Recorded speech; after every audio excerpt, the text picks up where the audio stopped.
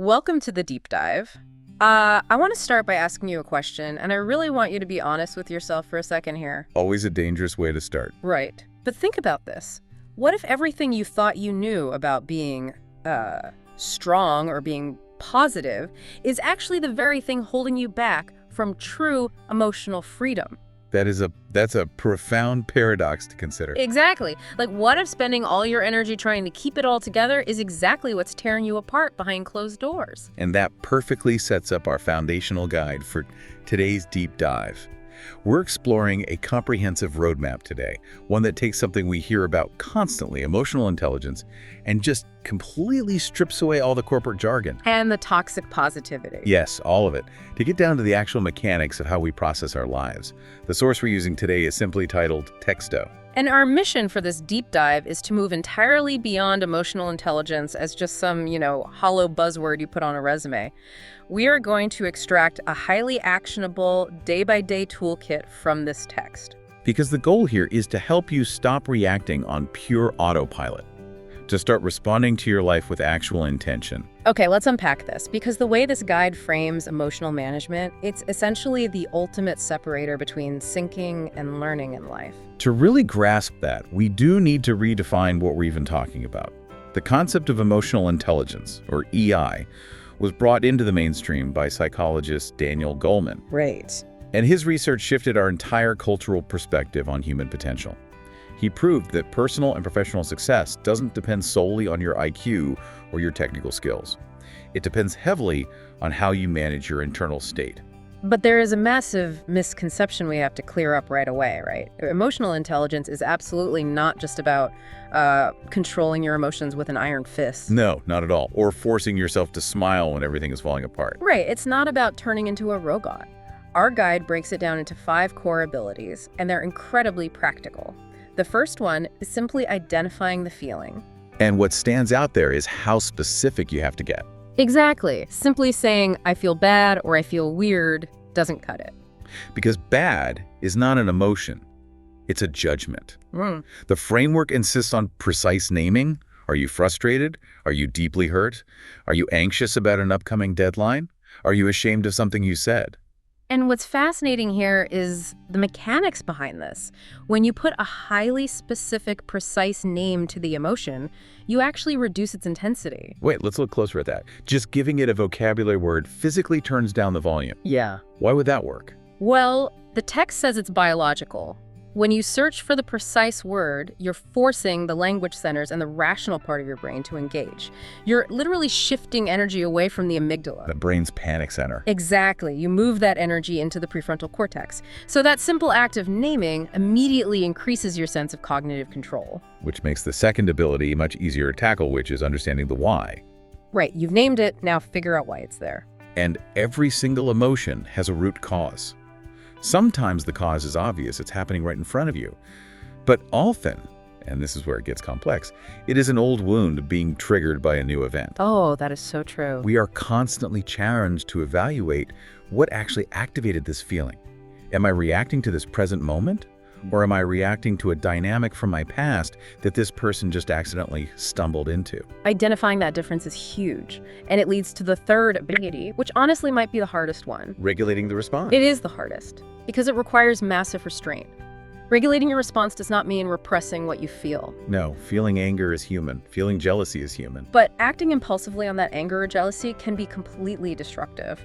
Emotional intelligence lives in that crucial tiny gap between the feeling and the reaction. The gap. Yes, the gap.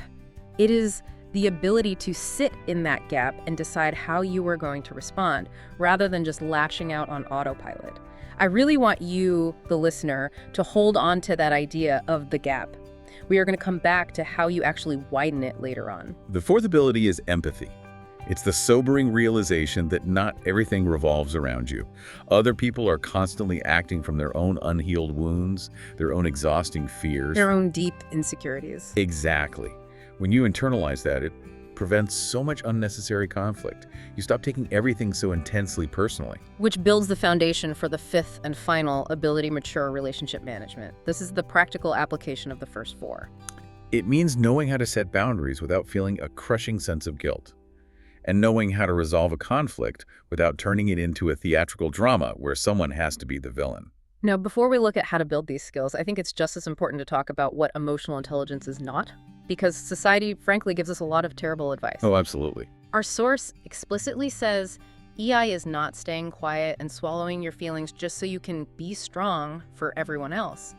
It is not enduring situations or relationships that actively harm you. It is not smiling and saying good vibes only when you are completely broken inside. Yes, and it is certainly not spiritualizing your pain to avoid actually facing the messy reality of it. That last point is profound. You cannot meditate away a boundary you need to set. You cannot yoga your way out of a toxic work environment. Right. Emotional intelligence is about facing exactly what you feel with absolute responsibility. So let's connect this to you for a second. Think about your own day-to-day life.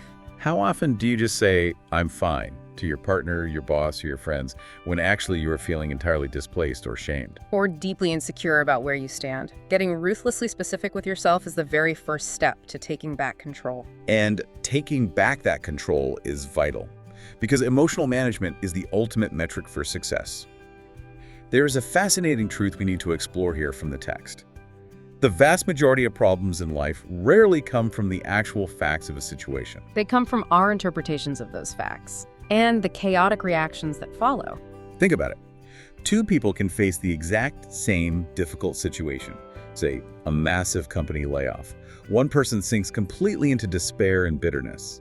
The other person processes the shock, adapts, and uses it as a pivot to learn a new skill. This isn't just luck or a genetic predisposition for cheerfulness. It is entirely about emotional management. A lack of it leads directly to toxic relationships, chronic impulsivity, constant anxiety, And major self-sabotage. If we connect this to the bigger picture, if you don't manage your emotions manage you. Let's look at how this plays out in relationships, specifically regarding attachment and reactivity. There's a highly relatable example in the guide. Let's say you send a text message to someone you care about, and they take a long time to reply. We have all been there. Let's really paint this picture. You send the text, you see the delivered notification, then you see the read receipt, then nothing. The hours are ticking by, you check your phone every 5 minutes. You start wondering if you said something wrong, if they're mad at you, if they're losing interest. And suddenly you have this explosive internal reaction. You're furious, you're hurt, you want to send a passive-aggressive follow-up. But this explosive reaction usually isn't about the delayed text message at all. It is a triggered, deeply rooted fear of rejection or abandonment. The emotionally intelligent response isn't to accuse the person texting them, "You always ignore me, you're so selfish." It's to regulate the anxiety, widen that gap we talked about, and later communicate the actual feeling. Something like, "When you read my message and don't respond for hours, I feel insecure." It completely shifts the dynamic from a hostile attack to a moment of vulnerability. And speaking of avoiding attacks, there are 3 absolute rules for conflict resolution mentioned that I think everyone needs to write down. Rule number 1, do not argue at an emotional peak. Just don't do it. Rule number 2, criticize the specific behavior rather than attacking the person's core identity. Say, leaving the dishes out is frustrating, not, "You are a lazy slob." And rule number 3, listen to understand, not to win. That third rule is where negotiations break down. Most people argue simply to prove they are right, waiting for their turn to speak so they can deliver their counter-argument. Emotionally mature people listen to, actually resolve the underlying issue. So how does this translate to the workplace?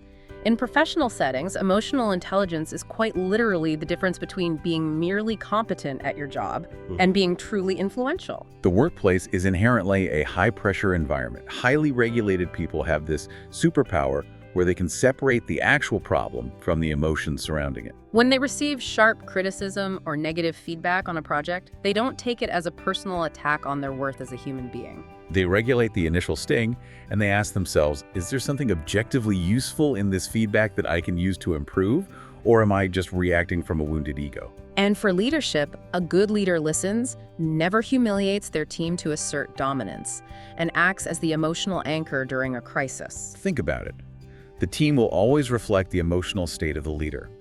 If the leader is running around panicking about a lost client, everyone panics. If the leader is grounded and focused on solutions, the team stays focused. And all of this, navigating relationships, leading at work, it all comes back to personal development. There is a concept we need to highlight that flips how we traditionally think about growth. We usually assume that discipline is born from having high motivation. But the reality is that discipline relies far more on emotional management than it ever does on motivation.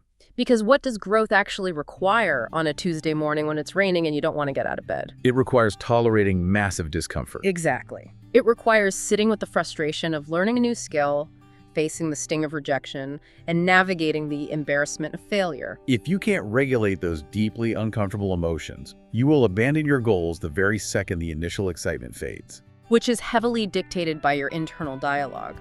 Someone without emotional regulation will face a setback, like bombing a presentation, and their internal monologue will scream, "I'm a complete failure," or "I always mess this up, I shouldn't even try." But an emotionally intelligent internal dialogue sounds very different.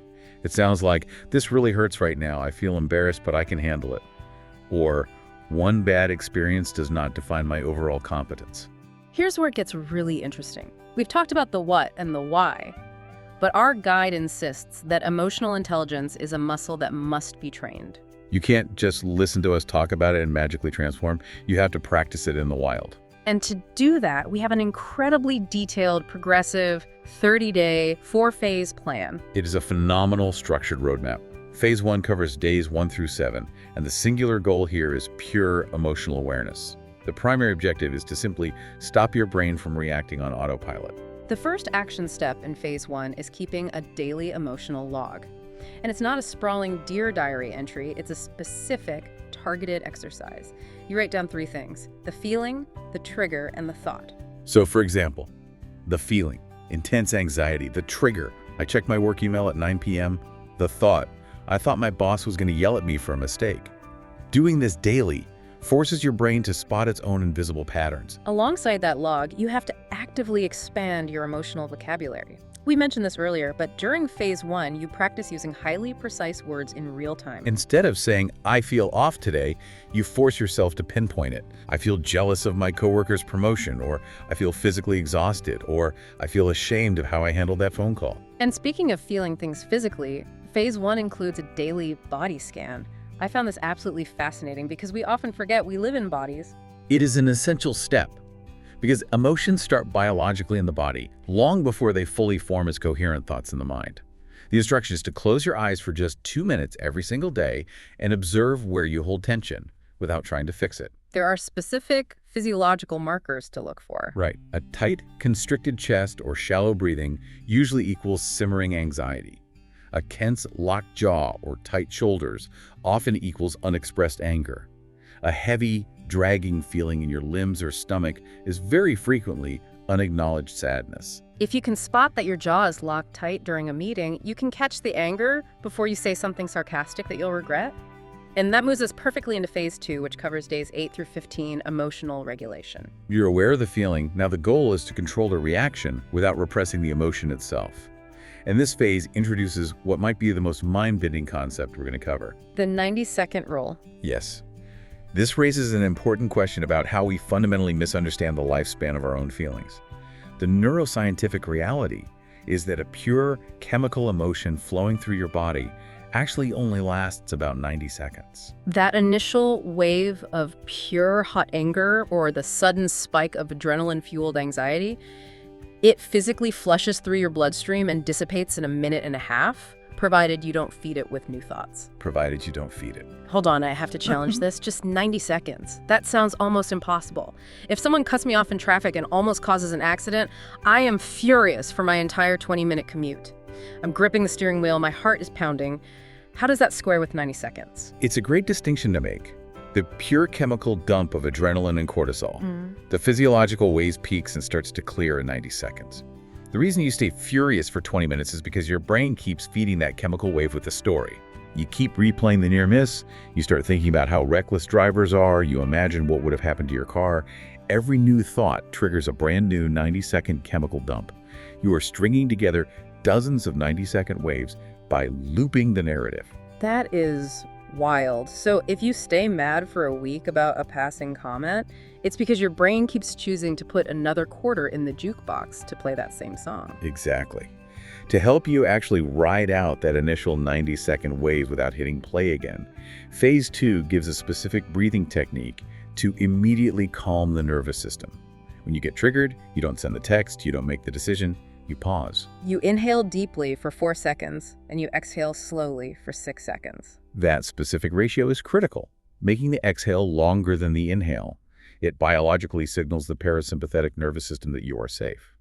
It physically forces your heart rate to drop, allowing the 90 seconds to pass without you adding fuel to the fire. Once you are calm, you move to the next step of Phase 2, separating fact from interpretation. We touched on this with the text message example. Right. The fact is the objective reality. They haven't texted back in 4 hours. That's it. The interpretation is the movie your brain directs. Wow. They don't care about me. They're out with someone else. They're ignoring me on purpose. The text emphasizes that our suffering almost exclusively comes from the interpretations, the fictional stories we invent, not the actual bare-bones facts. To combat those spiraling interpretations, Phase 2 gives us the magic question. The magic question. Whenever you feel that urge to react impulsively, you must stop, take that breath, and ask yourself, will my reaction make this situation better, or will it make it worse? It is a brilliant, immediate filter. Will yelling at the customer service rep make my refund arrive faster, or will it make it worse? It prevents so much unnecessary collateral damage. So what does this all mean when we put it into long-term practice? That brings us to Phase 3, days 16 through 23, mental restructuring. You're aware, you're regulated. Now the goal is to actually change your repetitive default mental patterns. This requires playing detective with your own mind. You have to actively detect automatic, obsolete thoughts. These are the thoughts that use words like always or never. Thoughts like, I always fail at these presentations, or nobody ever listens to my ideas in meetings. When you catch those absolutes, you must interrogate them. You must ask yourself, what is the actual tangible evidence for this specific thought right now? Usually when you look for hard evidence, the absolute statement falls apart. Let's look at a detailed workplace scenario to illustrate the next step, which is the reframe. Say you pitch a major project to your team and the director shoots it down completely in front of everyone. The default brain immediately goes to a victim mindset. Why is this happening to me? My boss hates me. I'm going to get fired. The guide tells us to forcibly reframe that question to, what can I learn from this? Which changes everything. By asking, what can I learn from this? No. Your brain shifts from feeling like a helpless victim to acting like an active problem solver. You start analyzing the pitch. Okay, maybe my data wasn't strong enough. Maybe I didn't address the budget concerns. And along with that mental shift, Phase 3 asks for a major shift in how we use language, specifically regarding personal responsibility. We are so conditioned to say things like, you made me feel bad when you said that. The guide demands we change that phrasing to, I felt bad when this happened. It is an entirely transformative shift in power. Completely. Saying you made me feel bad hands all of your emotional autonomy over to another person. It makes them the master of your internal state. Saying, I felt bad when this happened, returns all the personal control back to you. You are taking ownership of your own emotional reaction. Now, I have to play devil's advocate again here because this sounds incredibly simple on a deep dive, but in the heat of a massive argument with your spouse, remembering to say, I felt bad when, instead of you made me feel bad, requires a Herculean amount of cognitive restraint. It absolutely does. The guide is very clear that this is not a magic switch you flip overnight. Right. It is a daily practice of catching yourself mid-sentence, stopping and rephrasing. It feels clunky and unnatural at first. But over time, it fundamentally rewires how you view your own agency in conflicts, which perfectly sets the stage for the final stretch. Phase 4, days 24 through 30, advanced emotional intelligence. The goal here isn't just a quick fix. It's sustained, long-term stability. And you achieve that through action. The first action is setting conscious boundaries. And the advice is to start very small. Don't try to overhaul your entire life and cut off 5 toxic family members on day 24. Right. Start by simply postponing a conversation you know you aren't emotionally ready for. Say, I need some time to process this information. Can we pick this up tomorrow morning? That simple delay is a boundary. To help communicate those boundaries, we are given a literal formula for clear communication. It is situation plus emotion plus need. Let's say you have a roommate or a partner who constantly leaves a huge mess in the kitchen right after you spend an hour cleaning it. Instead of yelling, you are such a slob, you never respect my time, you use the formula. Exactly. You say, when you leave dishes all over the counter right after I've cleaned, that's the objective situation. I get incredibly frustrated and feel disrespected. That's your emotion because I worked hard to organize that space. I need you to put your dishes in the dishwasher immediately next time. And that is the clear need situation. Emotion, need. It leaves absolutely no room for confusion. It is brilliant because it removes the character assassination and it removes the blame. Finally, Phase 4 stresses the vital importance of permanent lifestyle habits. And what's crucial to note here is that physical health is emotional health. The text explicitly states that prioritizing a full night of sleep regulates your emotions far more effectively than any amount of sheer willpower or motivation ever could. Sleep, daily physical movement to process cortisol, and actively reducing digital overstimulation. You simply cannot think positive your way out of a biologically exhausted, overstimulated, caffeine-addled nervous system. You just can't. So, how do you know if this 30-day boot camp is actually working? You will start to notice clear, tangible signs of progress. You won't take every passing comment so intensely personally anymore. You will recover much faster from setbacks and disappointments, bouncing back in hours instead of weeks. And perhaps the most telling sign of all, you will be able to sit and hear uncomfortable truths about yourself from people you trust without immediately getting defensive, crossing your arms, or going on the attack. That is the ultimate goal. Moving from living on a hair-trigger automatic to living with profound, grounded awareness. As we wrap up this journey, I want to summarize the core message from everything we've covered today. Emotional intelligence does not mean you stop feeling things. It doesn't mean you turn into a cold, unfeeling robot who never gets sad or angry. It means you finally stop being a slave to what you feel. It is the very definition of having immense strength, but having it fully under your own conscious control. You feel the pain, you feel the anger, but you are the one steering the ship, not the emotion. And before we go, I want to leave you with a final concept to really mull over, drawing on everything we've just discussed.